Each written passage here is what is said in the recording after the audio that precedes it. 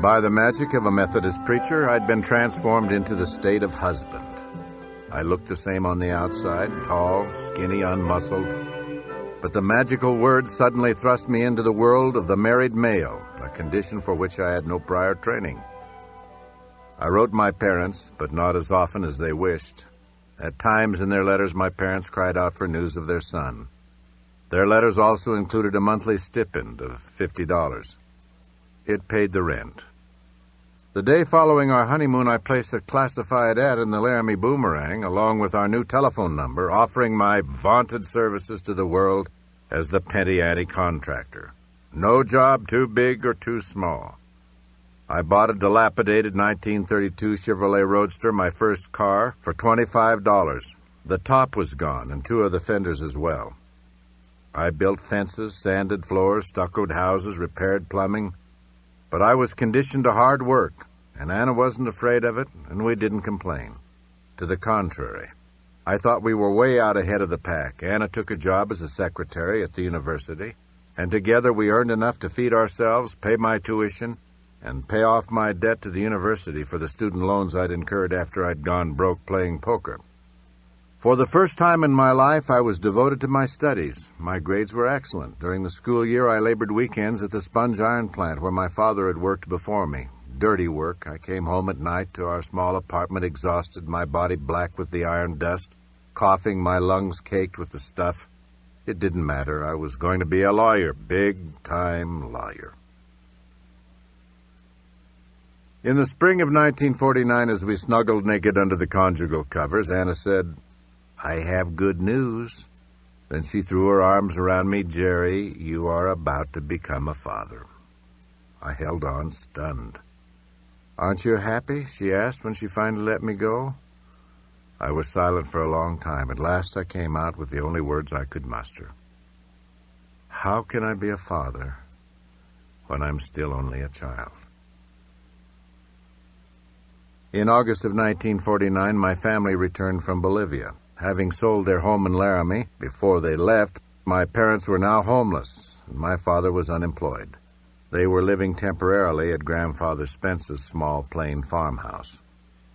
My mother, I was later told, seemed to be marching on the edge of hysteria.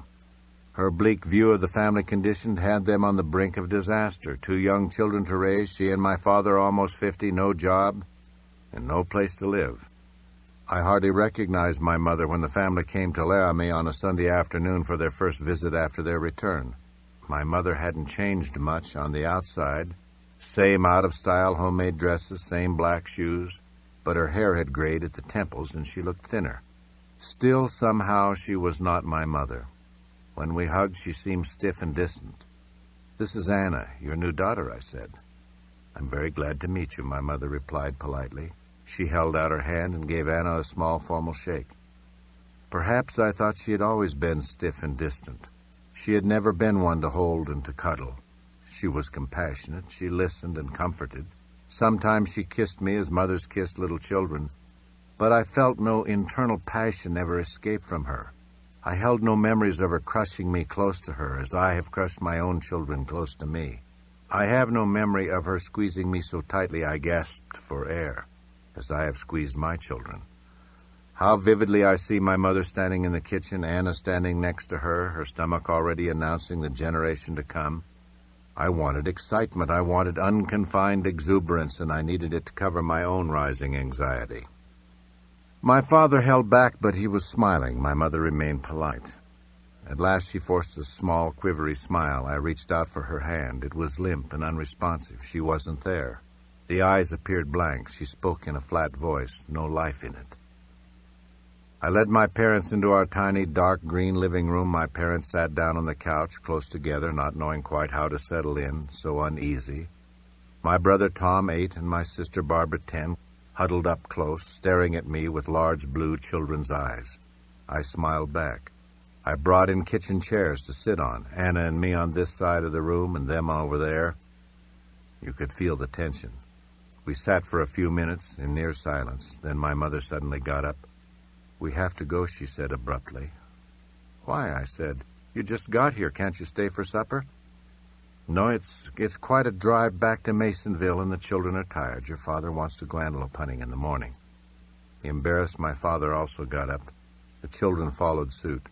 "We'll see you soon," my father said quietly, and they walked out of the house like people headed for a graveside ceremony, heads bowed. Within the week, my father bought an old, run-down country store on the edge of Fort Collins in the poor part of town. A small living quarters had been built on the back of the store. The kids could go to school in Fort Collins. My mother could run the store, and he could get an outside job, and they could get their food wholesale. Now they had a plan. They would be moving from Grandpa Spence's place very soon, and then everything would be all right. The law school of the University of Wyoming in Laramie was perhaps the smallest, least prestigious of all university law schools in America. The floors were old, wooden, and creaky. No pictures hung on the wall. The rooms reflected neither care nor repair. It was a place utterly without vice, charm, or character. Its contents and surroundings accurately reflected the law. Nothing in these premises suggested that the law was either enlightening or interesting, alive or growing. I was to discover it was none of these. On the first day of law school in September of 1949, the dean spoke to the freshman class, a disparate bunch of 35 students. Most were intellectual, powerful, muscle-head, cigarette-smoking, thick glasses-wearing types. Most had never read a poem. Most had never sung a song, or cared to. In the next few minutes in his welcoming address, the dean informed us that half of us would be gone by the end of the first quarter, that law was a science as much as physics and chemistry, that the practice of law was a business, nothing more and nothing less, that lawyers are not knights riding around on white chargers seeking that holy grail called justice, that real lawyers develop sound billing skills, drive Buicks, and maintain the status quo, and that to be lawyers, we had to learn to think like lawyers. Think like lawyers. I wondered how a lawyer was supposed to think. Logically, without passion, I suppose. Drive out all feeling, for law was a science, and science was feelingless. In the years that followed, I was to learn that the professor's world was insular and arrogant. Justice to them was a sentimental idea that popped into the rhetoric of politicians and invaded stodgy old documents like the Constitution. Justice was just a phrase. Equal justice for all, carved over the doors of buildings like the United States Supreme Court. In the science of law, one could not abide such subjective concepts as justice, any more than one could talk about love as a component to a chemical formula. Law was law, and like science, law could not be understood by the unscientific mind. I therefore set out to think like a lawyer. However in hell one was supposed to achieve that skill. As my father was a hunter, so was I. In late September, in the elk season, I stole a weekend from my studies and went hunting into the Hoback Mountains with my closest friend, Jack Honholz. We headed for the high, rugged country and camped by a small stream. In the morning, we trudged up the mountain, far back into the timbered country. But we couldn't walk far enough up to where we knew the elk would be. That night, we rented 2 horses and rode them back to our camp. The next morning, we saddled up and rode higher than we'd gone the day before. About noon, we came onto a small herd of elk, and Jack and I both downed a bull. We dressed our animals and cut their carcasses in half. We lifted half an elk over each of our saddles, hitched our lariats to the other half, and led our horses back down to camp, each horse carrying half an elk and dragging the other half behind. At last, tired and content, we headed out, a winter's supply of meat secure in the trunk. We bumped slowly down over the same trail we'd come in on, until we rounded a curve and saw ahead of us, blocking the road, a forest green pickup truck, an orange dome light on top. Game warden.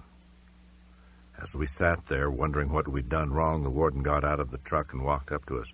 "Your name Gerry Spence?" he asked. "Yes, sir," I replied. As if we were relating the state of the weather, he said, "Your mother is dead. Better call this number." He handed me a slip of paper.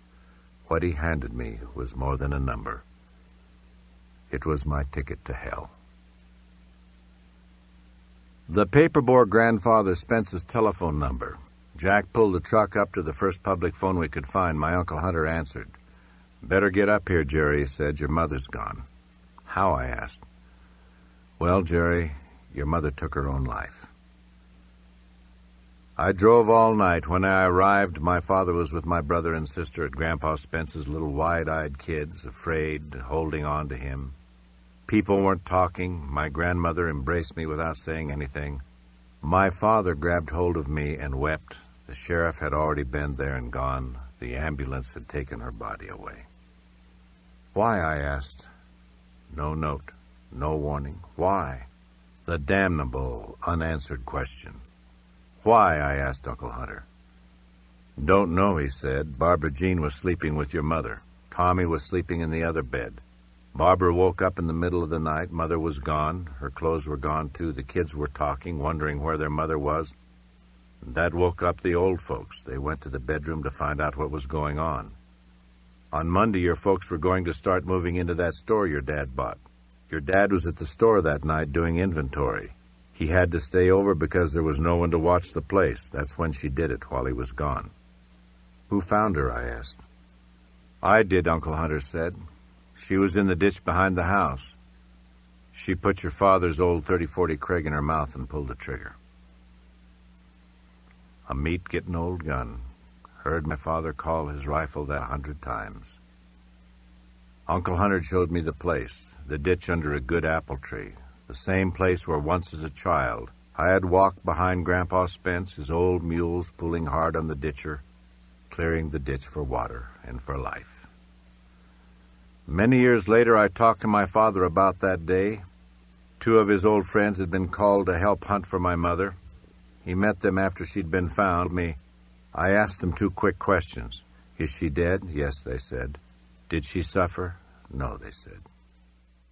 Then my father said, "I fell to pieces. Oh, God," I thought, "how can I tell Barbara and Tom?" I finally got control of myself, and a little later I sat down with the kids in the front yard. I told them, "Mother's gone. She won't be with us anymore." I let that soak in, and then I said, "She's dead." We clung to each other. Then Tom burst out with it. "Oh, Daddy, we're all alone." After Uncle Hunter showed me the place, I walked alone to the chokecherries below my grandfather's house. I sat down on the ground and laid my head between my knees, and I tried to weep. "How could you do this, Mother? Your mother did not do this to you," I heard a voice say. "It was you who did this to your mother." Then the voice began reading the charges. "Was it not you who had abandoned her teaching, who turned your back on her church, who scorned her wishes? Was it not you who laid with the whores, who drank with the drunks, who smoked and desecrated your mother's life, and mocked her covenant with God? Was it not you who voided her promise to God, for you had rendered her helpless to fulfill her promise?" "Oh, God, forgive me," I cried. I did not know what else to say, but God didn't answer.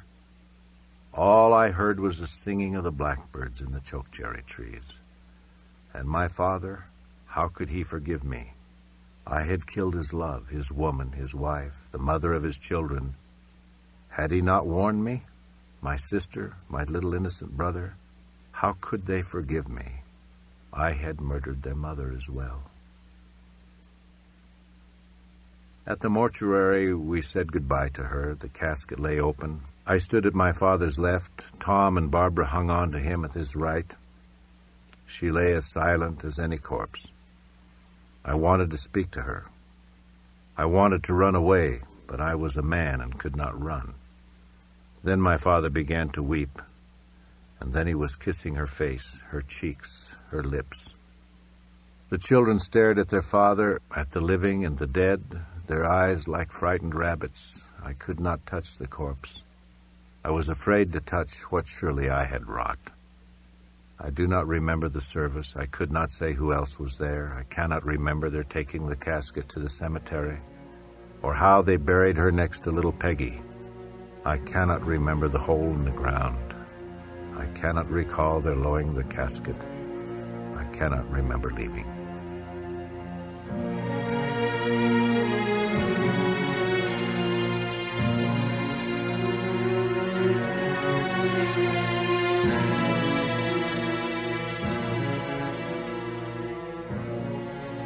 After the funeral, I returned to Laramie and to Anna. My mother's suicide was a monster pounding at the door. Locked behind the door, I barred it and shoved the furniture of my life up against it. I stood alone, bearing my conviction, staggering under the guilt of it, terrified of the punishment, and convinced that to plead for absolution was futile. I had one escape: the fearsome demands of law school. I plunged into my studies. I grasped at the cases. I bored in on the professors. Dead to the living world, I was alive only to the dead law. I sat at our small table, my books and papers in disarray, my eyes blind to all around me. Often Anna dared not speak to me. Often I spoke to her only to scold her. Then she would disappear into the bedroom, and I would hear nothing of her for the rest of the night, and I too became lonely. The final exam in judicial remedies was administered in the law library by the professor. There were 10 essay questions. We had 4 hours. I wrote as if in a trance, trusting the almost unconscious mind to sort it all out, and when the professor called time, I had somehow finished. After that, I awoke. I was walking down the street toward home. That quarter, I faced other exams in contracts and torts and property. I became absorbed in the examinations, lost in the world of the law. Then the dreaded day came. I remember the ghastly bulletin board where the grades were posted. On that day, some students approached the board like prisoners, snatching their mandate of death from the warden's hand. Others walked up to the board with great nonchalance. Some just disappeared. I was afraid to look, and then I did. I got 3 A's and a B. It was a sign of things to come. At the end of my freshman year, in the spring of 1950, I would be at the top of my class. Why? I did not know. In December of 1949, 3 months after my mother's death, Kip Tyler Spence, weighing 10 pounds or thereabouts, was born. I was 20. The baby's grandmother, Maybelle, was at the hospital when he was born.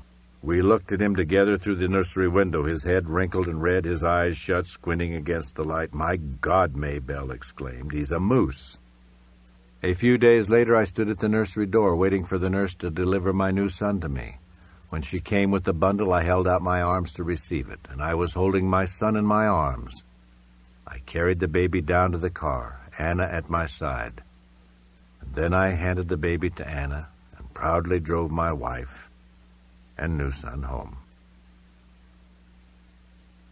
Anna and I worked hard at rearing our family, always struggling for money, always fighting to make it through one more year of school. But we fought. Mostly we fought each other. Fighting had become an obsessive, everyday experience. At last it grew into an expectation. After that, an excuse. Why avoid a fight when it helped relieve the pressure? I could holler at Anna when I couldn't holler at a professor. She could holler at me when she couldn't whip a child. Both of us had yet to learn that anger covers hurt, that it is always easier to be angry than to feel pain, easier to explode than to weep, to attack than to ask for love. We fought about everything, yet in some ways the fighting made us stronger. As the fresh wounds of my mother's death began to heal, I found myself angry, rebellious, caught in an eternal struggle against authority anywhere. I was sometimes out of control, and usually uncontrollable. I found it hard to trust them, and they lied down in a ditch someplace and put a gun in their mouth. I lived in an ever-replenishing anger. I was angry at God, at my mother, but as much a part of my life as anger was remorse. I was sorry, always sorry. But I seemed unable to elude the next explosion. Horrified by the tears I caused, I lived in a never-ending cycle of mounting anger, explosion, remorse, self-hate. I seemed helpless to stop the cycle. At last, I hung on to one goal that kept me lashed to reality, to get out of law school and become a lawyer. But I began to loathe law school. In class, the people in the cases never seemed real. Faceless names, people with labels like plaintiff and defendant and appellant. In law school, we never met a criminal, never drew the simplest complaint, never drafted the most rudimentary contract, We never authored the most perfunctory sort of will. We never met a client. Our case books were jammed with reported cases, but none described the anguish or the fear or the anger of human beings seeking justice. None addressed the notion of justice or how, through the functioning of the legal system, justice had triumphed. We never learned from the cases what it must feel like to be an innocent accused, or even a guilty man whose rights to a fair trial were stolen by the prosecutor. In the cases I read in law school and since, passion was treated like some crazy stepsister locked in the closet. The law had no relationship to living, suffering persons. Law was business, and business was served by the law. Law was a science, and I hated science and I hated the law. I wanted out, and the only way I knew how to escape was to graduate. The question was, of course, would I? That possibility seemed open to question, considering the comments of Judge Glenn Parker, who gave me this critique of my behavior during a moot court trial. "You will never become a trial lawyer, Mr. Spence. You may just as well face that fact right now. I offer you not the slightest encouragement. You are severely lacking in judgment. If you must stay in the law, and I recommend that you don't, you should confine yourself to office work. The trial of cases requires not only skill and judgment, but grace and subtlety. You have none of these attributes." In the spring of 1950, following my mother's death, Anna and I drove to Sheridan. In my mind's eye, the vision of my mother's face had vanished, and I could not call it back. Perhaps in Little Goose Canyon, where we had been happy, my father fishing, my mother laughing, talking easily with her friends, perhaps there I might see her face once more. If I could find the exact pine where we sat, feel the same ground moist in the springtime, from renewed memories my mother's face would return. We drove up toward the head of the canyon, parked the car, and silently walked down toward the creek. I stopped at the great spreading pine above the creek, and I touched the bark and sat down on the ground. I looked around, but I could not see her. The flowers that spring, as far as the eye could see, danced and waved gaily in the pretty breezes, mountain bluebells, wildly pink geraniums, long-stemmed buttercups, dainty fuchsia shooting stars. That morning, reverently, carefully, I picked a large bouquet of flowers in memory of my mother. I held them close to my skinny chest, pressed them to me. Pop and Mom Rowe still lived in Sheridan. Mom Rowe had been close to my mother. They had labored for church causes together. "I'm going to take these flowers to Mom Rowe," I said to Anna, "in memory of my mother. She'll appreciate them, especially coming from Little Goose Canyon, where we used to have our Sunday picnics together." Shortly after the time the church was over, I knocked at the Rowe's front door. Anna sat in the car. At last Pop Rowe came to the door. I expected his happy smile to greet me. "Yes?" he asked, as if he were speaking to a stranger. He hadn't seen me since I was a boy of 12. "You probably don't recognize me, Pop," I said. "It's been a lot of years. I'm Gerry Spence." I was clutching the bouquet of flowers. "Yes, I know," he said. "You remember me, Pop? My folks—" "I know about your folks. I know about your mother." "Well, I was up Little Goose Canyon this morning, where we used to go on picnics. And I brought these flowers down for Mom Rowe. Is she home?" "Just a minute," he said. He shut the door, left me standing there. But shortly he came back. "She doesn't want your flowers." "What do you mean? I picked them for her." "She said that if it hadn't been for you, your mother would still be alive today." Then he shut the door. I stood there for a moment, too stunned to move. Finally, I turned and walked away. I dropped the flowers on the sidewalk. Not by design. Back in the car, Anna asked, "What's the matter, honey?" I couldn't speak. I didn't speak. It was a long time before I was able to find any words to speak. After my mother's death, I didn't go to see my father often enough. He must have felt as if I blamed him, and I admit it. I had ambivalent feelings about him. The horror of my mother's death demanded blame. Why hadn't he taken better care of my mother? I had entrusted her to him. Anna and I moved to cheaper quarters into those long rows of prefabricated huts hastily slapped up along dirt streets to house the returning Korean War veterans and their families a place called Vets Village, an on-campus ghetto of apartments constructed of composition board and plywood. $17 a month rent aided our budget, but not like the $25 a month we'd been paying. The place had 2 bedrooms and a converted wood-burning stove, a single gas pipe up the middle that when fired up roared like a V-2 rocket. There at the kitchen table I began my study for the bar exam. I'd graduated the top man of my class, but I refused to attend the graduation ceremonies. They could send me my diploma. Besides, I couldn't afford the cost of renting the gown, and underneath I knew I was a phony. I didn't know the law. I'd simply been able to outsmart the professors somehow. By Christmas of 1951, Anna and I were well into this parent business. Kippy was starting to toddle around. Huge baby, tall as a kid, twice his age. We'd cut down a Christmas tree, stole it right out of the national forest. Anna and I were giving each other presents that we needed, like socks and underwear. I studied endlessly, tirelessly for the bar exam, most often at the law library where I could escape the family diversions. I ate a nickel Snickers bar for lunch, carried a thermos of coffee, and all I was likely to digest the rest of the day was pure, no-calorie law. I was consumed by study. I slept little. I was married to the law, imprisoned by it. I had no wife, no child. Anna, already pregnant with our second child, Carrie, did not exist. Nothing existed but the law. I could no longer remember the questions on the bar exam. I have no memory of the lawyer who was in charge. And after I had turned in my paper, I knew I'd failed.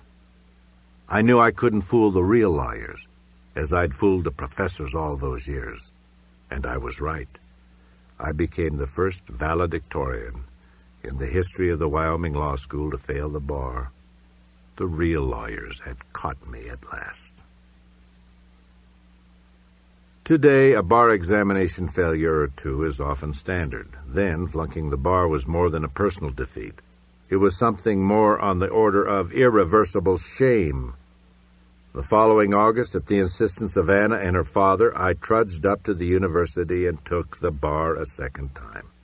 Some weeks later, I got a call from the chairman of the bar examiners himself.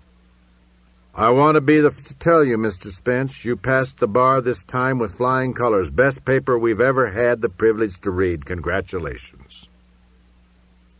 I couldn't reply for a long time. How could I write the best bar paper they'd ever had the privilege to read and be the same stupid kid who dredged the bottom before? Must be a miserable joke, but I thought, if it isn't, I'd better say thank you before he changes his mind. "Thank you," I whispered. And then I started to cry. In the next afternoon's mail, I received the written notice on the official stationery of the Wyoming Supreme Court. I'd passed it all right. Finally, I had fooled the real lawyers, too.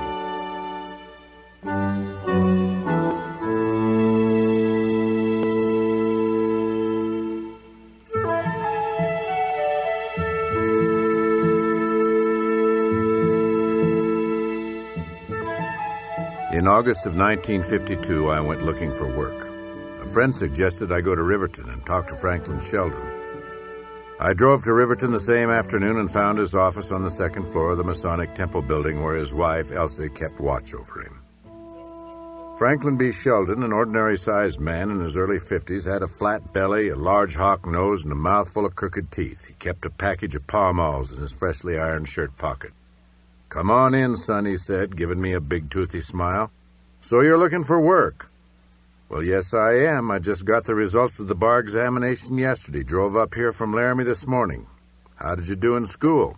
"First in my class, sir," I said proudly. Didn't tell him the rest. Sheldon picked up the phone and dialed the dean. Dean Hamilton. "Can he think on his feet?" I heard Sheldon ask the dean. "You say he's fast on his feet?" Well, Sheldon hung up the phone and turned to me. "I'll pay you $200 a month," he said. "But you have to do your own typing." "Deal," I shouted before he could change his mind. I grabbed his hand and pumped it hard.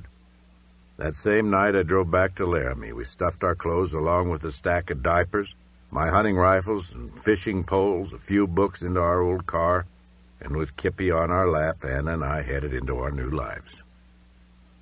Franklin B. Sheldon was a perfectionist. He had no time or respect for the indolence of a muddied mind. I labored 9 months in his office, mostly over abstracts and title opinions and other standard legal papers I had known nothing about. Then the following May in 1953, Franklin B. Sheldon called me in his office. He had a big smile on his face. In the Wyoming legislature, Sheldon himself had created a new judgeship for Fremont County, and the governor had just appointed him to fill it. He would be closing his office within the month, he said. I was struck dumb. I didn't know how to try a real case in front of a real judge. I didn't know much of anything else either. I had no clients, and shortly after the governor announced that he had appointed Sheldon to the judgeship, the bank took its business to a more mature lawyer. On the last day, Sheldon said, "Well, Jerry, I'm leaving a lifetime of practice to you." He gave me that toothy grin again. "Thanks," I said, and after he walked out of the office, I looked at the filing cabinets I'd purchased. But for a case file or two, they were empty. I was 24 when I began the solo practice of law. In spite of my ignorance, I did begin trying cases. My first was for a boy who'd broken both legs while playing on the tracks near the railroad station in Shoshone, Wyoming. I sued the Chicago Northwestern Railroad for negligence. I didn't know how to phrase a question. All I could do was stand there, my mouth open, stuttering, and after the jury's verdict for the railroad, I watched the mother help her small boy settle into his crutches and hobble out of the courtroom. His mother never looked at me, never said an unkind word to me. She just silently walked through the door. The sight still bites at my heart. The death of a case at the hands of an incompetent lawyer. I have never known a man like Frank Hill who could win your confidence in 10 minutes and never betray it for a lifetime. Frank was a returning Air Force pilot from the Korean War and nearly 15 years my senior, a handsome man looking for a place to practice law. I didn't need a partner, but I needed somebody to talk to, and I was getting pretty lonely. We formed the partnership of Spence and Hill in August of 1953. Making a living didn't prove to be easy. We handled a divorce or two. Occasionally we examined an abstract. I got a $50 a month retainer from Midvale Irrigation District. Frank Hill got a job as city attorney and dumped his meager salary into the partnership. We were able to glean a few dollars from the collections we made from the Riverton Credit Bureau and picked up $25 or $30 now and again from an insurance subrogation case.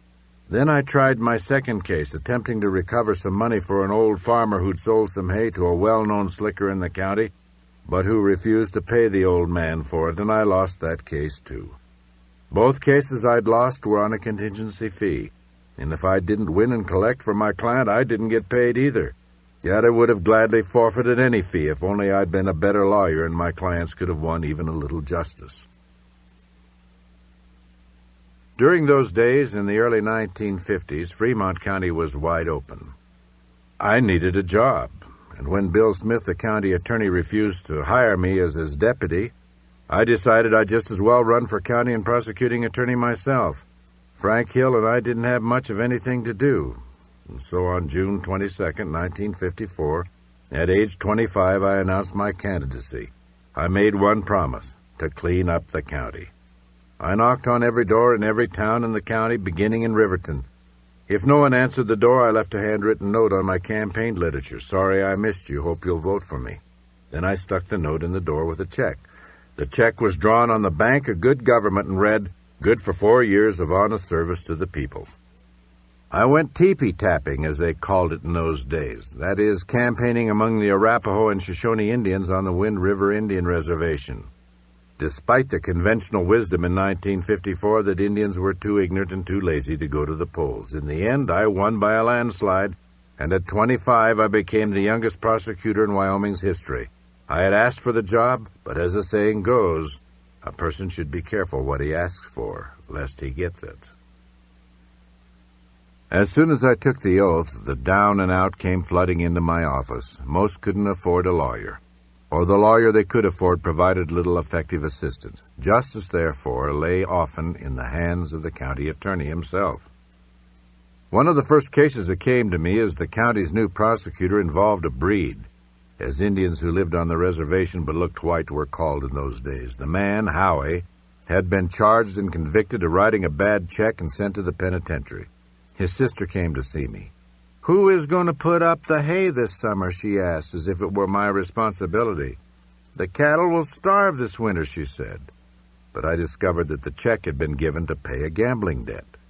The Wyoming statute provides a complete defense for a bad check given to discharge a gambling debt, and Howie's court-appointed lawyers had been ignorant of the defenses and had pled him guilty. I moved to have the case dismissed, and Judge Sheldon granted the motion. Reluctantly, Pee Wee McDougal, the sheriff, traveled to Rawlins to bring Howie back from the penitentiary, with a dire prediction that sooner or later he'd be back inside on some other charge. Well, a couple of years later, sure enough, Howie was back in the pen all right, his crime a series of forgeries which had been little more than a game between the saloon keepers and the Indians. Drunk Indians were good business. The saloon keepers would take a third-party check from an Indian without question, even though they knew the check was likely a forgery. When the check was returned from the bank, the bar owner would charge down to my office, all put out, and noisily demand justice. He knew that I would likely force the Indian to make restitution, rather than to send him to prison. Howie and another drunk Indian had forged not one, but a dozen or more such checks. So I had to send him off to the penitentiary again. One day I was driving home from Lander and stopped by a tavern for a beer, and there was Howie, fresh out of the pen and already hoisting a few. "Well, if it ain't my old buddy Spence," he said. "I just got out of the pen, and I'm celebrating. I want to buy you a drink." "Well, Howie," I said, "this isn't the way you ought to be celebrating." "The hell it ain't," he said. He hollered to the bartender, "Georgie, buy my pal Spence a drink." Georgie slid a Coors in front of me. "Better settle up," he said to Howie. "You already owe me $5. "Okay," Howie said. "Give me a check." The bartender tossed him a tablet of blank checks without even asking him which bank he wanted to write the check on. I got the hell out of there. A couple of days later, the bartender dropped the check by my office. Howie'd signed my name to it. I paid the bartender his money. He was happy. Howie was happy. And under the circumstances, I was happy too. Never did tell Pee Wee. No one speaks so vociferously, so adamantly, and with such conviction as a freshly reformed man. I had promised to clean up the county, and by damn I was going to keep my promise. Besides, few had a more intimate inside knowledge of the carryings-on of gamblers and prostitutes as did I. In the early winter of 1955, shortly after I took office, I sent letters to all of the bar owners in the county directing them to comply with the liquor and gambling laws of the state. Following my letter, I met with Pee Wee, who had been re-elected at the same time I had won my office. He'd been the sheriff for years, and I was as wary of him as he was of me. Pee Wee was short and stocky with a little pot belly that he'd tried to hold in, and the face of a guy who'd been in a fight with a grizzly and lost. But he also possessed a tough streak that nobody wanted to mess with. "What about all of the whorehouses and gambling?" I asked, "and the kids in the bars?" "Oh, they ain't hurt nothing, Jerry," he said. "They're kind of tradition in the county." To Pee Wee, I was nothing but a tight-ass whippersnapper. "I'll tell you how it's going to be," I said, trying to sound tough. "They're going to clean up or clear out. You know 'em. You tell 'em if they aren't squeaky clean in 30 days, I'm moving in." 30 days later, things were unchanged. I asked Pee Wee to close down the Union Bar at Hudson for starters. "I'll look into it," he said. A couple of weeks later, nothing had changed. When I asked him about it again, he said, "I tried to pull a raid on Hudson the other night, but somebody tipped him off." "Well," I said, "let's do something different then. We'll raid him next Sunday. Just you and I know that." "Right?" "Right," he said. "And if anybody tips him off, it'll have to be either you or me. Right?" He gave me that look of his. But that time it worked. Place was wide open, and we shut the bar down. The next morning I met with Judge Sheldon, who signed an order temporarily suspending the license. And after a hearing, and a month or so later, he ordered the bar's license suspended permanently. "That ought to teach the liquor dealers we mean business," I said to Pee Wee. After a long, hard pause, he said, "Kind of tough for just a little Sunday drinking, don't you think, Jerry?" Long accustomed to Pee Wee's laissez-faire version of the law, I was perceived as a wild-eyed firebrand. People hadn't reckoned with the simple idea that a 25-year-old pipsqueak of a prosecutor had made promises, and he thought he should keep 'em. I continued closing bars and gambling houses, and I was determined to shut down the county's bawdy houses as well. I went to talk to Minnie, the madam at the Blue Goose. The cafe in Shoshone occupied the ground floor space where the Greyhound bus stopped, and the girls, as they were called, lived and worked upstairs at night and waited tables when the bus stopped during the day. When I came in, Minnie motioned me over to her table. She knew who I was, and she probably knew why I was there. One of the girls poured us a cup of coffee, and I stirred mine for a long while before I said, "Minnie, I came to ask you to close your house down." "What house?" she said in mock offense. "I run a respectable restaurant here, can't you see?" "I'm not here to ask you to close your restaurant," I said. "This is America," she said. "Right, and this is Fremont County, America, and it's against the law to run a whorehouse in Fremont County, America."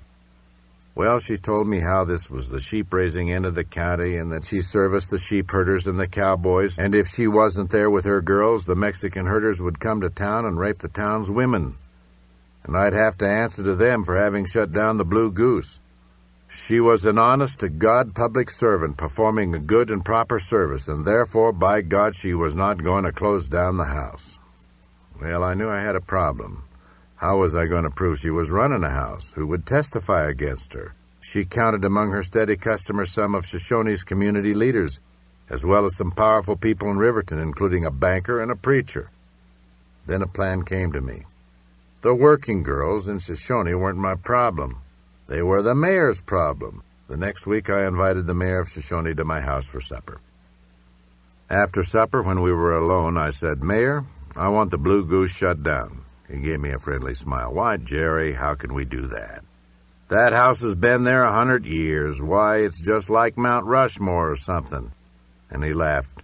"It's the only industry Shoshone has." He looked concerned. "Let's face it, you couldn't close it. Who would testify they'd ever been upstairs in the Blue Goose?" "I'll tell you how I'm going to do it," I said. "For the last month, I've had a sheriff's deputy out there taking the license number of every car that's been parked anywhere near the Blue Goose between midnight and 5 o'clock in the morning." Big bluff. "Now, Mayor, there's a lot of interesting names on that list, and all I have to do is to call a grand jury, subpoena every person on that list as a witness, and we'll have a real big party. You could probably guess who the first witness is going to be, Mayor." I let him think about that one. "How much time do you want to close her down?"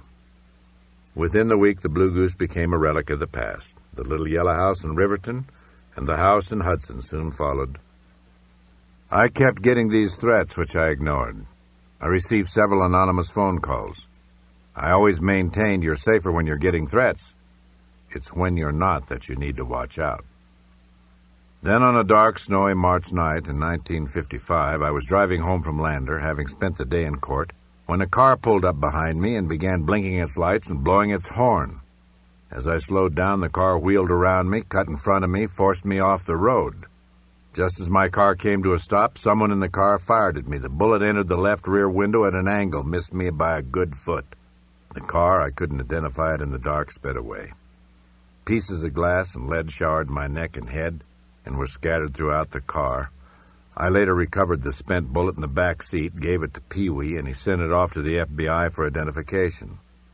One day, Pee-wee came by my office to talk about some cases. When he got up to leave, he said, "By the way, do you own a pistol?" "Why, yeah," I said. "What caliber?" "A .357 Magnum, Smith & Wesson." "Why?" "Oh, nothing." "What do you mean, nothing?" I demanded. "Oh," he said, "it was a .38 caliber that was shot into your car. 357 is a .38 caliber, too." "So what?" I demanded. "Nothing," he said. "Don't mean nothing by it at all, just curious." Within a few days, I was hearing the rumor around the county that I'd shot the hole in my car for the publicity, as if I needed more. Pee-wee never solved the case, but I never blamed him for that. There wasn't much to go on. People, like coins, have two sides. Although I'd been elected on the premise that I'd clean up the county, now that their infamous institutions were closed, a lot of folks didn't like it. "How come you closed down our little yellow house?" some leading citizen would ask me. It was their little yellow house. "Didn't you want it closed?" I'd ask back. "Who's going to take care of the sheep herders?" Even the mothers at the Parent Teachers Association meetings took the issue up.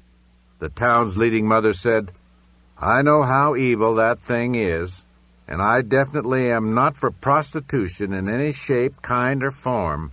But we have to balance which is the worst evil, a place for the cowboys to go or the safety of our children." I tried to explain that rape and prostitution were as irrelevant one to the other as robbery and bingo. I tried to explain that rape was the acted-out hostility of certain males of the species, expressing their compulsive need, not for passion, not for sex, but to injure females of their own species. People didn't understand such subtle arguments then. In the end, I pretty much cleaned up the county, whether the good citizens liked it that way or not. In the years that followed, the firm of Spence and Hill began to gather momentum. We didn't represent a bank, and we didn't represent the oil and mining companies, but we represented many of the local folks.